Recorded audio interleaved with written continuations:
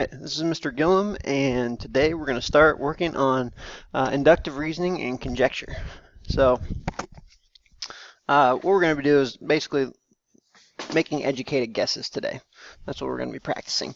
So, you're going to see a lot of patterns today, but before we start into an example, I want to make sure that we know our vocabulary. Okay, a conjecture basically is an educated guess. You're going to use your reasoning skills or induce what you see in a pattern to make that educated guess. All right, so you're going to look at how things are going or trend or a pattern, and you're going to decide, oh, well, this is what's going to happen. So it's kind of like predicting the future. A counterexample is if you made a conjecture and you thought, okay, this is I think this is really what it is, but then you find something that doesn't fit the rule. That would be a counterexample. All right, so those are the three big ones today, and that's what we want to talk about. So let's take a look here. To make a conjecture, there's only two steps, really. Okay. Basically, you need to gather information, find a pattern, and then decide, okay, what do you think is going to happen? So if these were show times at a movie theater, 8:30, 9:45, 10, 11, 12:15, 8:30, 9:45, and obviously this is a very simple one, but it looks like it goes up by an hour and 15 minutes each time. So my conjecture could be, oh, well, the next movie time would be at 1:30, right? Because it would be another hour and 15 minutes later. So my conjecture would be, oh, it's probably going to be an hour and 15 minutes later. And then I could actually go and check the movie times if I wanted to find a counterexample.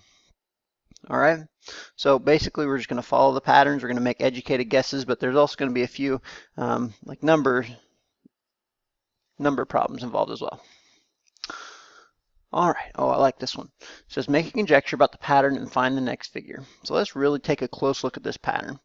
We've got a figure and it's associated with the number 4, another figure in 10, this guy in 18, this guy in 28, this guy in 40. And I'm going to let you look at it for just a second. Let me see if you can figure it out, or you can pause the video because I'm going to ruin the surprise for you here in just a second. What I notice about the pattern, let's see here, what color should I pick? That one looks good, is I have 4 sides. And then I have 1, 2, 3, 4, 5, 6, 7, 8, 9, 10. And then I have 1, 2, 3, 4, 5, 6, 7, 8, 9, 10, 11, 12, 13, 14, 15, 16, 17, 18. And I could keep doing the same thing with 28, and I could keep doing the same thing with 40. What I notice is I need this guy and this guy, an additional corner spot each time, an additional 2. Okay, so each time I'm not adding 4 each time. And the first time I'm adding 4. Well, from nothing, I'm adding 4, and then I'm adding 6, adding 8, adding 10, adding 12. So I could make a conjecture, well, each time I'm adding the next even number. Or I could say each time I'm adding 2 more than the time before. Okay, something like that. And later on we're going to get into algebraic, how I would write that algebraically. But the next pattern is 54. And we can go through and count 54 of these little perimeter pieces or little side ledges, but really if I just add 14, I'll be at 54. So each time I'm adding another square's worth of perimeter, but I'm also adding a little corner piece on there, and that's where the extra 2 is coming from each time. Boom, boom, boom, boom, every single time. So I look for the pattern, and I try to find it, and then I make a conjecture about what the next number would be. Now, if it had shown me another something that had that still fit the pattern and didn't actually go up by 16 the next time, then that would be a counterexample to my pattern. I'd have to reconsider my conjecture. Okay, let's talk about the sum of 2 odd numbers. Sum of 2 odd numbers, okay? What happens when we add 2 odd numbers together? Now, odd numbers can be positive or negative, so let's do some examples. 1 plus 3, those are both odd. Looks like I get 4. Or 3 plus 5, 8. 17 plus 1. 18. Well, let's do some negatives. Negative 3 plus 5, 2. Negative 3 plus negative 7, negative 10. What do you notice about all of these? And it doesn't matter which order I have them. What is a quality or a trait about all of the numbers? To me, what sticks out is that whenever I add two odd numbers, I'm going to get an even number as an outcome. So my conjecture could be, when adding two odd numbers, the outcome will always be even. All right, and so that's my conjecture. Now, if I happen to find two odd numbers that added together that didn't result in an even number, then that would be a counterexample to my conjecture, and I have to reconsider it. I have to make an amendment, or I have to change something about my conjecture. All right, here's a geometry example. It says, make a conjecture about the segments joining the opposite vertices of a rectangle. Now, we're not looking at the angles, we're looking at just the segments, so the dashed lines. Okay, now, I know there's not an exact measurement on here, but if you look at this guy, and look at this guy, and you look at these guys right here, these are all rectangles. What I notice is that they're both the same length. So my conjecture could be is, I could say, the diagonals of a rectangle are the same length. Or I could say that just means they are congruent. And that's the sign for congruent. Congruent. It's another word for equal.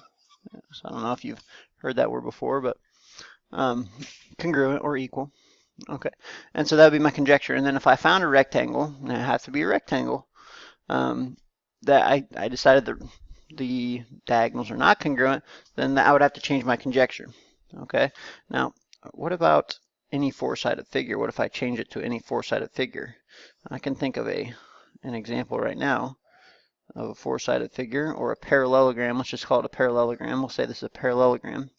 That these diagonals are not equal.